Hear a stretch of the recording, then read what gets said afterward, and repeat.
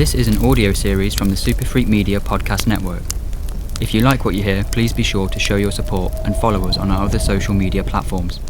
Check out the links listed in the description of this episode to find out more. Thank you.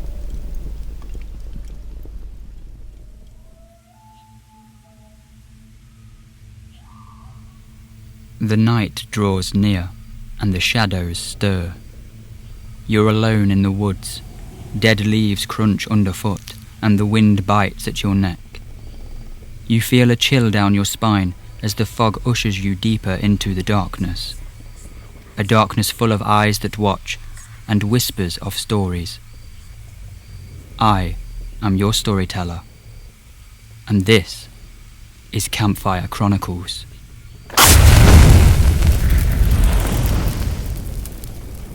Tonight's story follows Quinn. Raised on stories of fey creatures, he returns to his childhood home to find that the beings that filled his nightmares weren't just a part of his imagination. Playing ignorant to tradition, he discovers all too late the grisly consequences that await him.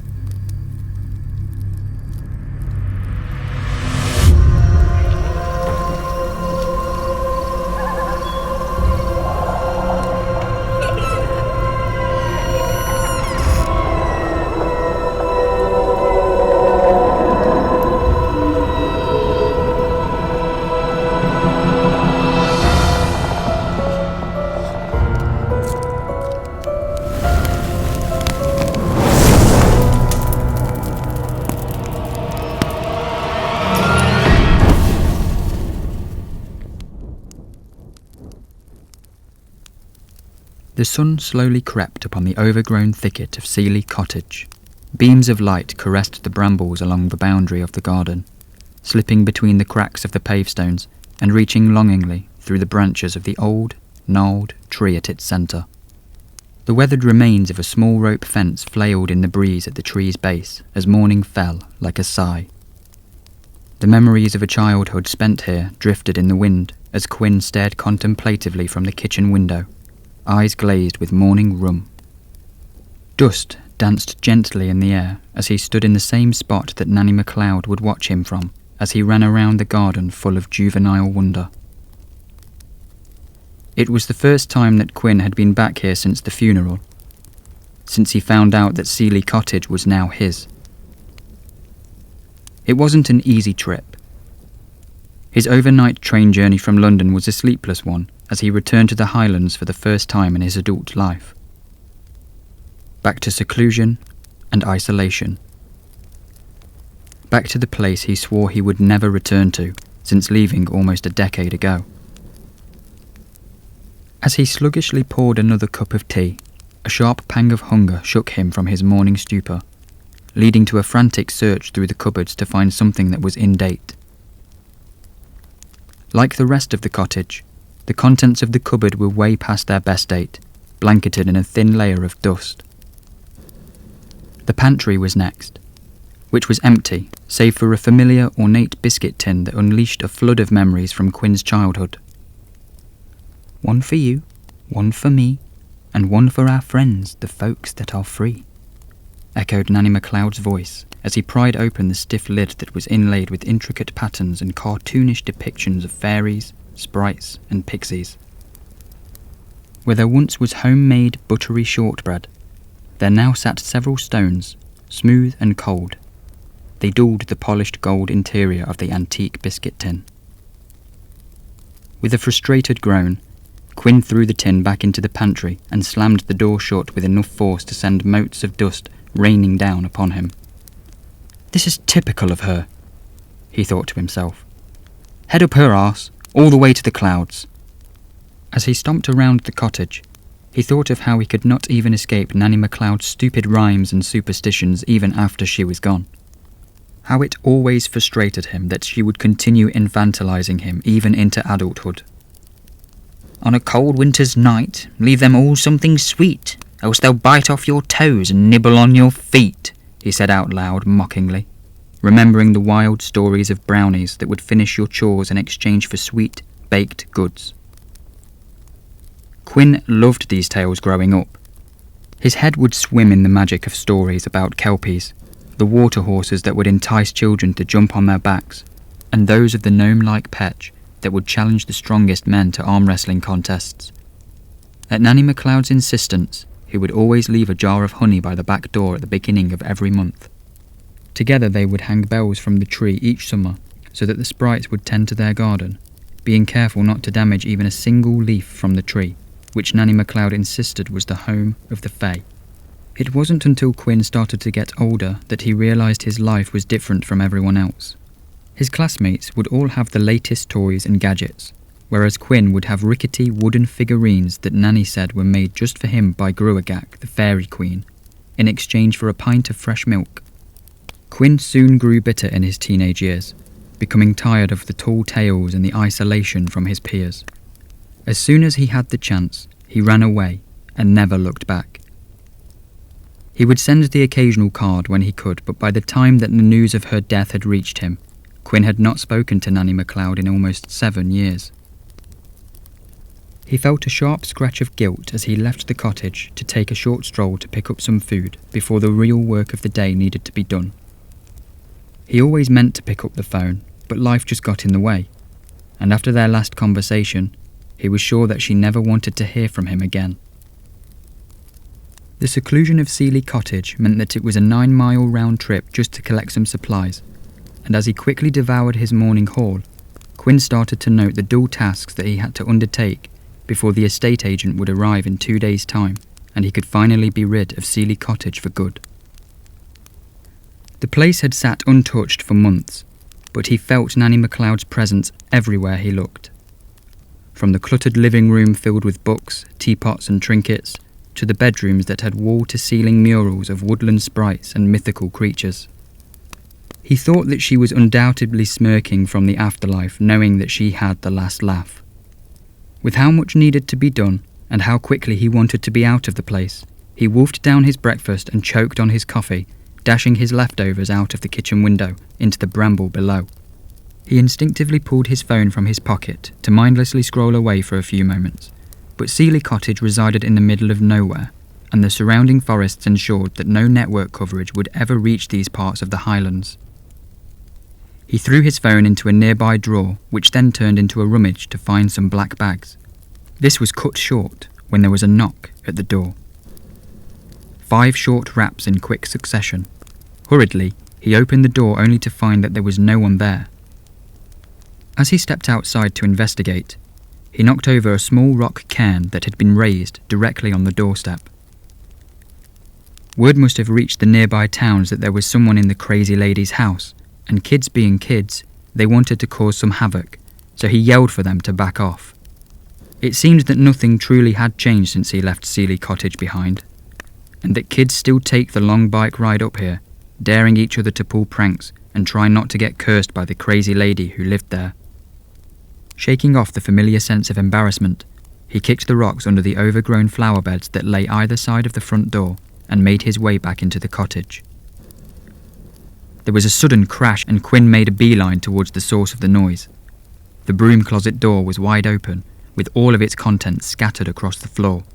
He whipped his head around the doorframe and found nothing but shelves of detergent and various cleaning materials. He shouted in a fit of frustration. There was too much to do today without having to deal with snot-nosed kids. "I suggest you leave now, else I'm calling the police," he bellowed while stomping through the front door again, hoping to scare off any child that was stupid enough to get on his bad side today. As he repeated himself, shouting out of the front door, something caught his eye. A blur, moving too quickly to be a child, passed rapidly from the bramble up to the top of the old tree in the centre of the garden. Sighing, and not wanting to spend his day arguing with a squirrel, he turned back and headed inside, oblivious of the chorus of muffled giggles emanating from the tree. Quinn sat on the edge of his old, single bed, hand engraved with leaves and flowers. Nanny had told him that it was an old piece of wood that had fallen from the tree in the garden, and was fashioned into its current form as a token of thanks from the Fae to the MacLeod family for respecting the old ways. Nothing in the room had been disturbed since he stormed out of the cottage for good all those years ago. 3 large trunks filled with wooden toys and instruments that had remained untouched and unloved for so long. The old dresser that still contained clothes that had been handed down so many times that patches had to be sewn into almost everything, sat in the corner of the room dwarfed by the mural that covered the cold, stone walls. It was a depiction of the Seeley Cottage garden in full bloom. Pixies playing amongst the heather, brownies peeking out from behind ferns, and the giant tree playing host to the numerous fair folk that made up the rest of the fairy court. There was nothing in this room that Quinn wanted to keep. The contents of this room belonged to someone else. They belonged to a sheltered little boy who was content to live in a world of make-believe, and the sooner it was all gone, the sooner he would get back to the real world. Armed with a full roll of black bags, he haphazardly started to fill them by the armful, with no sentiment for the joy these items once brought him, only stopping occasionally to mentally appraise whether certain items held any monetary value. A sudden sharp stab in the palm of his hand brought him out of his monotonous routine, filling the air with a shriek similar to a yelping dog. He withdrew his arm, which had a thin trickle of deep crimson blood decorating it, dropping whatever he was holding to the ground to inspect his injury. Buried deep in his palm was a thick, dark splinter of wood that had been driven deep within the soft pink flesh. A fresh pool of blood formed as quick as he could wipe it away, the searing pain throbbing in time with his quickening pulse. He ran to the bathroom and thrust his hand under the antiquated taps, which groaned with the strain of disuse as he scrambled to turn them on. Flecks of rust glittered in the small reservoir of bloody water, the pain slowly starting to subside into a throbbing sting. He found some yellowing bandages in the cramped cupboard under the sink and started to wrap up his hand, fighting with a bloody red dot that was fastly seeping through the layers. Several layers later, the bandages remained there sickly off-white, so he returned to the bedroom where the offending item still remained on the floor. He bent slowly to pick it up. It was a crudely made, small wooden figure in the shape of a person, fashioned out of tree branches and twine with sharp twigs poking through sporadically. As he inspected the figure, it seemed vaguely familiar, even though he had no recollection of ever owning such a thing. So he tossed it in the trash, and as the hours passed, the contents of his old bedroom slowly began to vanish into numerous piles of black bags until nothing remained but the furniture and a sense of accomplishment. An early start and the lack of rest eventually caught up with him, and as he fought an intense match of tug-of-war with sleep, he admitted defeat and closed his eyes. The summer breeze rolled against the rickety window frames with a gentle tap, the aged wooden beams creaking in a metronome, and Quinn found himself walking along a beaten woodland path, the pearlescent moonlight lighting the way, his small juvenile body dwarfed by the forest's ancient grandeur. His hand was in hers. Chalky and rough, but with a gentle touch, he looked up and saw Nanny MacLeod's round face beaming down on him. Her faded emerald eyes filled with nothing but love. She mouthed something to him, but no sound came out, and she nodded towards the path ahead of them. He tried to say hello to her, but he choked on the words as they latched onto his throat. The moon cast long shadows on the trunks of the trees, creating otherworldly shapes and contorted illusions of faces crying out in silent agony, bark twisting and stretching in an unnatural maelstrom. As scared as he was, he always felt safe with Nanny. She might be as old as the trees around them, but she had an air of authority around her that even the scariest monsters of his imagination would cower from.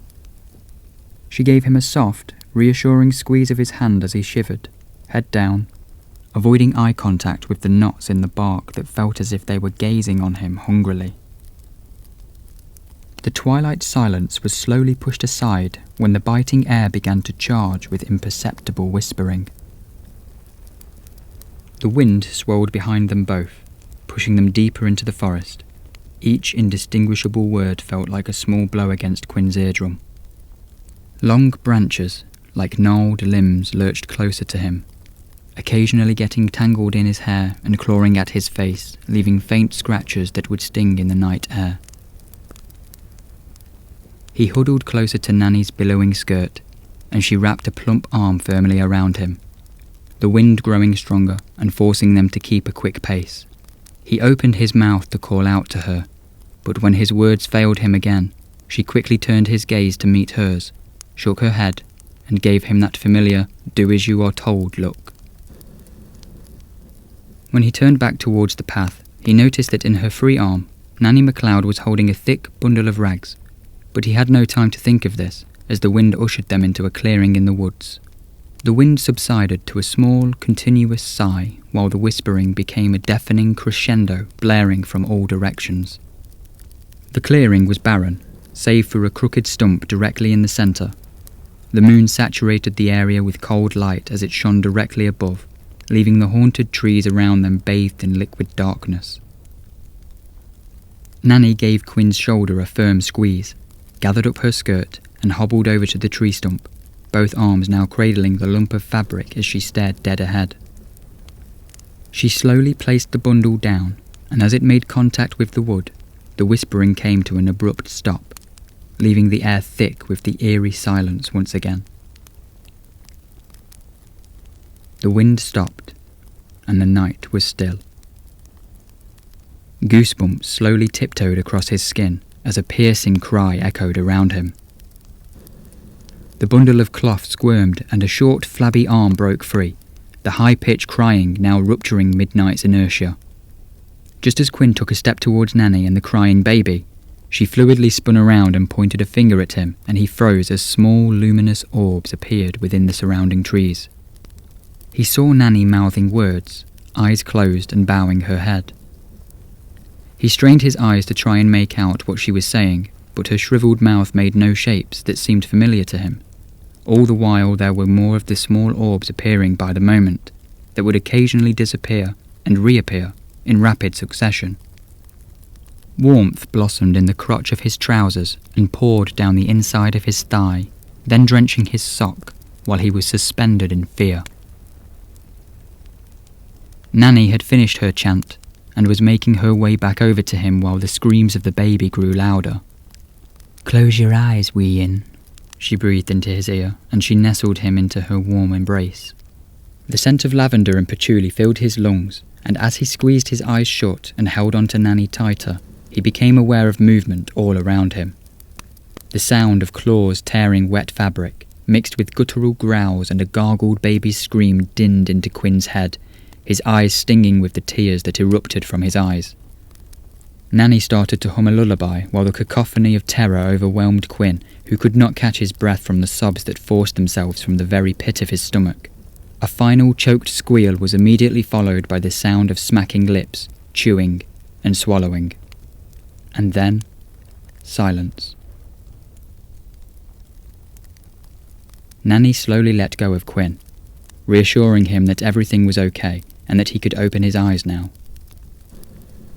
He refused. He wanted her to pick him up and run back to the safety of their cottage together.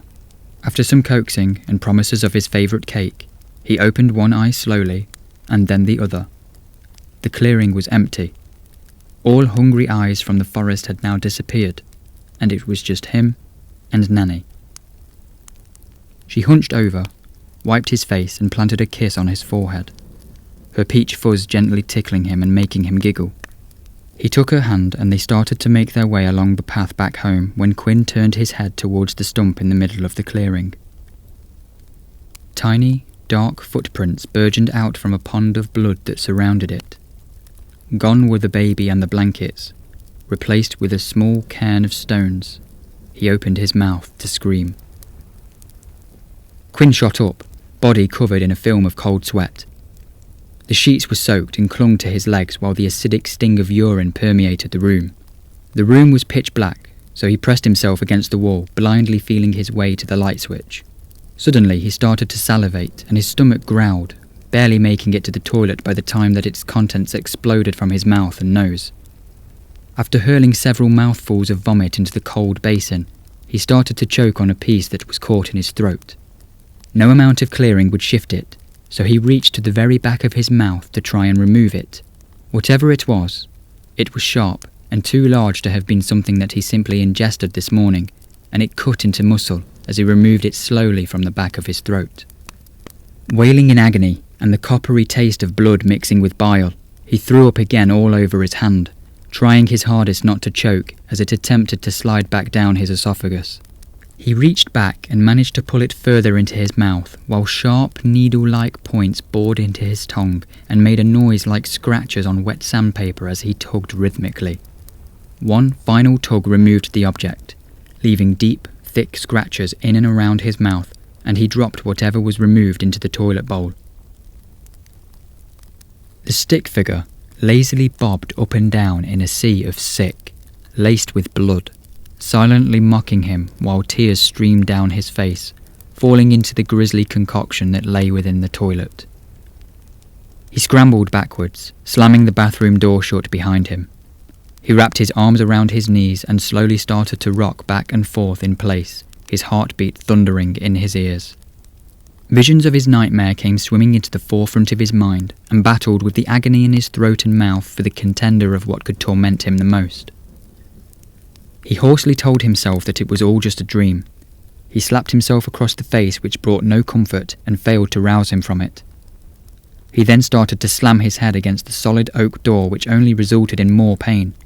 No attempts of self-assurance could remove him from what he realised was a grim reality. That was no dream. He just blocked it out. That was the night that his childhood died. That was the night that all the stories he grew up with, completely absorbed with juvenile wonder, transformed into living nightmares. They never spoke about what had happened that night, and from that moment on, he truly started to resent Nanny, to the point where the venom managed to suffocate those memories and transmuted them into pure hatred. It was this hatred that compelled him to get up, and in his rage, he flung open the bathroom door and headed outside into the liquid dark. He stomped to the back of the cottage to the flimsy shed where the firewood was contained. He kicked down the door after several failed attempts at busting open the rusted-over lock, and there it lay, buried amongst the cobwebs and the piles of oak. Its blade was dull, but it would still do its job. He hoisted the axe over his shoulder and made a swift approach to the old tree in the centre of the garden. Nanny MacLeod would never let him climb the tree or even play near it in fear that Quinn would damage it and upset the fair folk, to the point that she erected a small rope fence around it to serve as a warning. He took great delight in stomping over it now, hoping that wherever she was in the afterlife, that Nanny felt every single blow of his leather boots. He gripped the handle firmly, releasing fresh pain into the palm of his bandaged hand. He swung back and buried the axe head into the tree, roaring in pain as he did so, causing fresh blood to come oozing out of the scratches in his throat. The agony spurred him on further, wildly swinging the axe back and forth, slowly hacking away at the thick trunk, chips of wood flinging about aimlessly that covered the grass in a coat of fine ochre dust. He lost all track of time and thought. His face and neck were severely discoloured from a mixture of sweat, grime and blood, and his arms started to grow heavy. He dropped the axe and admired the notable chunk that he had managed to chop away. Exhausted and determined to finish the job in the morning, he retreated back inside and collapsed onto the moth-eaten sofa in the lounge. He buried his face into the faded paisley cushion and passed out from the overwhelming sense of exhaustion and pain. Blackness. Silence. Stillness. This was less of a dream and more of a void. No matter where Quinn turned, there was nothing but the empty black of void space. Nanny MacLeod's voice thundered. "Woe betide ye, precious one, that fells a fairy tree. The fae will catch ye, big or small, with merriment, mirth and glee. As much as ye try, ye cannot hide, do ye bother to beg or plead. Ye shall fall to a curse that ye cannae reverse, ye shall suffer and ye shall bleed. So heed these words, and ye will learn to respect the folks that are free. Woe betide ye, cursed one, that fells a fairy tree." Promptly he woke up. Rain hammered against the roof of Seeley Cottage. The wind, like a battering ram, slammed against every window and door, leading a chorus of chaos that was the storm outside.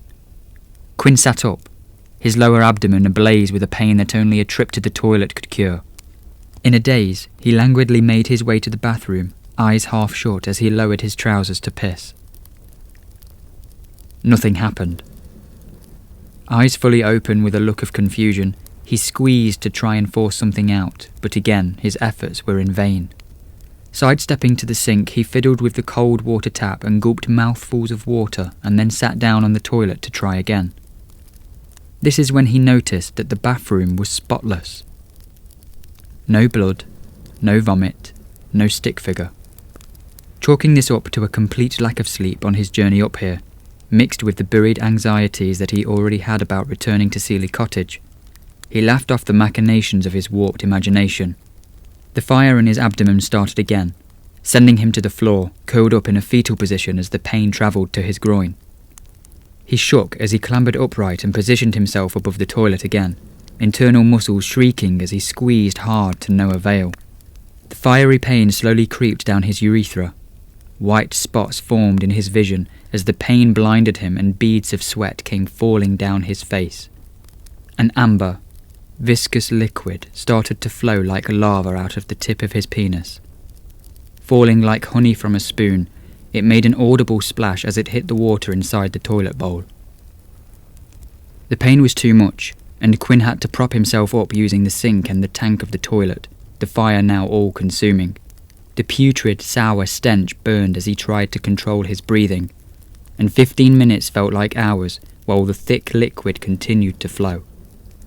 Tracks of tears joined tracks of sweat, and after what felt like eternity, the secretion subsided, and he stood there shivering, clothes drenched in sweat, the liquid crystallizing on the tip of his penis. He lethargically removed his clothes, staggered into the bathtub, pulled the tarnished bronze lever that redirected the water flow to the shower head above, and sat there for several minutes sobbing, while a dull ache pulsed inside his abdomen, allowing the lukewarm water to wash over him. Eventually he stood. Grabbing a dried-out bar of soap from the side of the bathtub, he robotically started to lather up and wash himself. It was the feeling of wet cloth against his face that brought him out of his daze, realising that the bandage was still wrapped around his hand. Unsure of what was real and what was imagined, he began to unravel the sodden wraps. His hand was stripped of colour. The paper-thin skin stretched over his bony digits like rice paper, like all the flesh had melted away. He flipped it over to inspect the wound. The angry-looking, purulent gash was mottled brown and oozed a thick, pale green trickle that swirled away as the shower water rained down upon it. The splinter was still visibly lodged in his hand, and he daren't attempt to remove it now in case he made things worse. Quinn told himself that the infection must be the cause of everything that had occurred over the past day, and that as soon as he cleaned up and the storm had passed, he was going to make the long journey to the closest town and get himself checked out. Rubbing the soap against his leg, the lather changed to a soft pink colour. He placed his leg under the shower. Flesh started to slowly fall away, landing on the tub and sounding like a wad of wet tissue thrown against a wall. He reached down and rubbed his leg, but more came away on his hands. Pink muscle and sickly yellow fat squished in his hand like pastel jelly. Freaking out, he slipped, landing on the small of his back that shot an electric jolt of pain vibrating up his spine. He lay there in shock as he saw flesh fall and wash away from his left leg, gathering at the drain and creating a plug of human tissue. Oddly, he felt no pain. In a state of shock, he ran his hands along the dissolving flesh that once stood firm on his leg, wiping away layers of sinewy muscle that came apart in slimy ribbons between his fingers. What remained was dark, rough, and firm to the touch, and as the last remnants of his thigh floated beside him in a blood-soaked bath, he lifted his leg, which took incredible effort, resorting to using both arms to pull it to the surface. Where his leg once was, there was now a log. In utter disbelief, Quinn turned the water off and immediately started to laugh manically, dropping his wooden appendage back into the bloody bath with a huge splash that sent flesh, toes, and water everywhere. From outside the bathroom door, more laughter came, but in a higher pitch and from a chorus of voices. Then 5 loud knocks came booming from the door. He clambered up, only to fall back down as his mobility was now encumbered with the newfound weight of where his leg used to be and a lack of joints. He slithered out of the bath pathetically and slowly propped himself up. The knocking repeated. He limped to the door, dragging his log leg with him, throwing the door open to find nobody there. As he stood there naked, dripping water on the hardwood floor, he caught a glimpse of how pathetic he looked, his reflection mocking him from the hallway mirror, illuminated by a streak of lightning from the storm outside and followed by a deafening crack. A loud creak was followed by the snapping of branches, culminating in a huge crash that rattled the contents of Seeley Cottage. Hobbling over to the living room window, he saw that the tree in the garden was gone. The tree that had withstood hundreds of storms through countless generations had now toppled over. Something that never would have happened if Quinn didn't take an axe to it. The storm started to subside until all that remained were grey clouds, and then the whispering started. 1,000 whispers whipped the air, indiscernible and coming from all directions. Quinn drew his hands to his ears to try and muffle the terrifying sound from his nightmares, but no matter what he did, new voices would join, adding to the volume and the ice-cold fear that struck his heart. He needed to escape. He lumbered over to the drawer that contained his phone, pulled it open by the flowery handle, but his phone was nowhere to be found. It had been replaced by several small river stones, the same kind of stone that came crashing through a nearby window, narrowly missing Quinn. Glass cascaded across the kitchen, landing on every available surface and skidding across the floor. Several loud crashes signalled that all of the other windows in Seeley Cottage had also been smashed. There was only one person who would know what to do in this situation. Quinn thought. She must have owned a book, or something that could help. Dragging the colossal trunk of a leg with him, he headed straight for the other side of the cottage towards Nanny MacLeod's bedroom. Broken glass crunched beneath his remaining fleshy foot, digging deep into his soul like an ice-cold fang. He gritted his teeth and lurched onwards, determined to put an end to this waking nightmare once and for all. A searing pain erupted from his injured hand as he reached towards the antiquated door handle. He raised his arm to see that the fingers were now twisting and contorting of their own accord, snapping like twigs, each contortion birthing fresh pain. The wound in the palm looked as fresh as ever, seeping with fresh green mucus streaked with blood. The paper-thin skin between his ring finger and middle finger started to tear open, sending a small crimson fissure along the entirety of his arm. His hand slowly started to split open along the flesh fault line until it fully split into halves.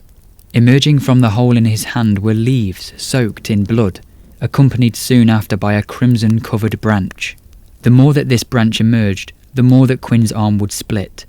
Bones snapped in half and muscle tore like bubblegum as branches bloomed in the space where his forearm used to be, sheets of skin hanging from them in strips that made a wet splat as they would slide to the ground. Quinn fainted from shock, only to be forced back to consciousness by raw agony. With a pop, his shoulder socket shattered and the foliage emerged in its full glory, dripping with the remains of what used to be Quinn's arm. Pushing through the agony, throat aching from his tortuous cries, he threw open Nanny's bedroom door with his remaining hand and stumbled through, swiftly slamming it shut behind him. The room was silent. Quinn could no longer hear the menacing whispering. Silence, with the only sound cutting through it being his own laboured breathing and the rustling of the huge branch that now jutted out from his shoulder. Each wall of the room was painted with a depiction of a huge forest, cascades of deep greens and lush browns that were stippled with small white dots as sets of painted eyes stared at Quinn from every angle. Like every room in Seeley Cottage, old wooden furniture adorned this space, and the huge four-poster bed in the middle of the back wall was draped in rich silver silk that Nanny claimed had been made from real Selkie hair. He wasted no time and began his hunt for something, anything that could save him from his torment. He started with the trunk at the base of her bed, digging deep amongst spare bedding, patches of fabric and spools upon spools of various threads. Slamming the lid down in frustration, he then tried the dressers, and then the drawers, and even her wardrobe, but his efforts were fruitless, finding only the most mundane of items, not even a hint of anything that would even remotely help. Any semblance of hope that he had was now lost. Nanny MacLeod had let him down one last time. He resigned himself to his torturous fate and limped over to the bed where he would lie down and let whatever horrors that were on the other side of the door come for him. He awkwardly perched on the end of the bed, his log-like leg stretched out, and he fell backwards with a defeated sigh. A sharp poke in the back of his neck had him bouncing back up again, and he shifted himself around only to see that the stick figure that had haunted him for this whole trip was lying atop the middle of the duvet. This must be it, he thought. Everything turned to shit the moment I found this. He tried to recall anything from Nanny's wild stories that mentioned something about dolls made out of sticks, but his mind failed him. Holding the figure in his flesh and bone hand, it dawned on him why it looked so familiar when he first took it out of the trunk. The twigs that made up the crudely fashioned doll were the same as those in the old tree outside, and those same spindly twigs now poked out from his arm branch. This was it. All he had to do was destroy the thing, and the things outside would leave him alone. He could call for someone to come and fix this place up, and he could disappear from here, bank account a lot better off, and never come back. A rush of adrenaline and a newfound drive had Quinn scuttling over to the bedroom door, swinging it open only to be met once again by the deafening whispers from the sinister things that awaited him outside. He clung tight to the figure and made his way to the front of the cottage once again, sweat streaming from every pore from the added effort now that 2 of his limbs were out of use. The whispering grew more guttural. This shift in tone assured Quinn that he managed to work it out, that he was going to get through this. With a self-assured smirk, he slowly opened the front door as a blast of cold air tore through him. He needed to show them that they hadn't got him. He needed to show Nanny MacLeod that he was right, and he didn't need her, so he slowly made his way over to the freshly formed stump that now remained where the old tree used to be, very aware of the hundreds of bright eyes that had now appeared in the bramble around the perimeter of the garden. The moment that he stood on top of the stump, the whispering came to an abrupt stop. He had their attention. "See, I knew it!" he cried out. "You might have had her chasing after you, but you haven't got me." With that, he raised the stick figure high in the air so that there was no doubt. With a triumphant smirk, he brought the figure down, rested it against the log leg, and snapped it in half. In an instant, he dropped to the floor, bent at an unnatural angle, and his spine shattered.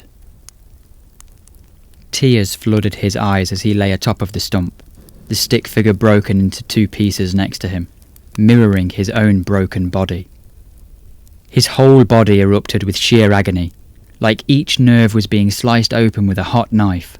He opened his mouth several times to scream, but nothing would come out, his body completely overwhelmed by the torture that it was experiencing. Out of the corner of his eyes, he could make out figures creeping out from the brambles. In a flash, one of them blurred past him, raking his face with razor-sharp talons that burst with hot blood. Hundreds of blurs shot back and forth past him, each one carving him with their claws until he was covered in them completely. There was not a single inch of Quinn's flesh that was not ripped open, bare to the elements and seeping with blood. He silently wished for them to kill him. He could not take any more. He began to cough, and a loud crack signalled the breaking of his ribs as he felt something begin to move in his chest cavity. Bursting out from under his ribcage, branches, shooting up towards the sky and spraying the contents of his insides cascading over the crisp grass. Twigs started to squeeze their way through his pores, stretching and contorting his skin. In his final moments, Quinn could hear Nanny MacLeod's voice in his head. "Woe betide ye, precious one, that fells a fairy tree. The Fae will catch ye, big or small, with merriment, mirth, and glee. As much as ye try, you cannot hide. Dinna bother to beg or plead. Ye shall fall to a curse that ye canna reverse, ye shall suffer and ye shall bleed. So heed these words, and ye will learn to respect the folks that are free. Woe betide ye, cursed one, that fells a fairy tree." His whole head started to pulsate, and in an instant it burst, the surrounding area soaked in viscera. Brain matter and skull fragments flew across the sky. A thick trunk shot upwards as strands of skin clung to its foliage, flapping about in the wind. Quinn's body scattered across the entirety of Seeley Cottage's grand garden. The following afternoon, A silver estate car slowly pulled up next to Seeley Cottage. The drive here is horrendous, but it's worth it when you look at the view, thought Gracie as she killed the engine. Despite her sat-nav not working, she still managed to make it here in good time, and wasn't due to meet the lucky inheritor of this stunning place for another half hour. She decided to get out and have a look around, opening the rickety wooden gate and stepping into the huge garden. A well-manicured lawn filled with patches of colourful flowers were all embraced by some very well-maintained hedges along the perimeter of the garden. In the centre, a huge tree with patches of clover at its base.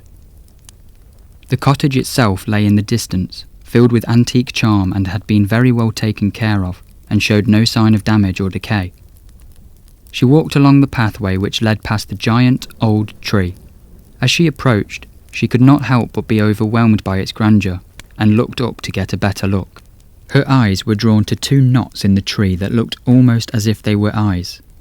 A snapped-off branch below giving the illusion of a nose, and the bark below that warped in such a way that it looked like a mouth crying out in agony. She shivered and brought her gaze down and moved swiftly onto the front door. There was a small pile of stones just outside of the door, stacked on top of each other in a peculiar manner. She was careful to not disturb them, and remembered stories she would hear when she was younger about never disturbing a fairy mound. Silly little things like that had stuck with her, like always throwing salt over your shoulder if you spill it, and you must always salute a solitary magpie. Silly stuff made up to keep children entertained. She gently knocked on the dark wooden door to the cottage, but after a few moments of waiting nobody answered. She knocked again, a little louder this time. She shifted uneasily as she suddenly felt like she was being watched. She quickly turned around but saw no one. Her eyes skimmed the garden and fell upon the face in the tree again. It really was quite disturbing how much it resembled somebody screaming in total agony. She told herself she would try one more time and then go wait in the car so she didn't have to look at that tree again. She thumped on the door 5 times, as loudly as she could manage. A few moments later, the door opened, and there stood a kindly-looking old lady, white curls framing a round, weathered face with emerald green eyes that had faded with age. She smiled at Gracie. "Can I help you, Wayne?" she asked. "Oh, sorry. I was supposed to be meeting Mr. Quinn Cloud here today. He recently inherited this house." "I'm from the estate agents," Gracie replied. "I'm sorry, hen, but this has always been my house, and there's nobody here by that name. Probably some bairns in the village over the way having a wee joke with you," beamed the old lady. "My mistake. I'm so sorry," Gracie sighed. "You have a lovely home, by the way." "Thank you. Why don't you come in for a cup of tea, dear? Then you haven't come all this way for nothing," the old lady chuckled. "That's very kind of you, but I should really get off. It was lovely to meet you, Mrs. Don't be daft. Come on in.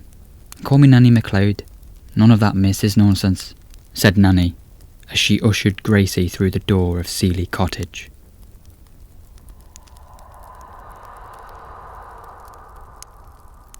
That was Sticks and Stones by Liam James. Should you find yourself lost and alone again, join me for another twisted tale.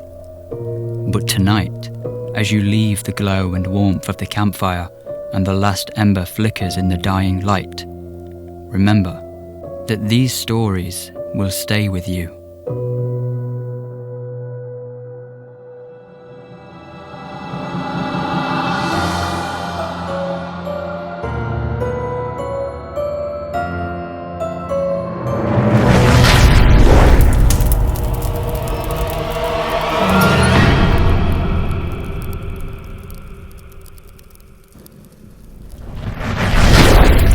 You've been listening to an audio series from the superfreakmedia podcast network. To show your support on this project, along with the other content we create, be sure to subscribe on whatever platform you're listening on. You can keep up to date with everything else we are up to on social media using the links in the description of this episode. Thank you for listening.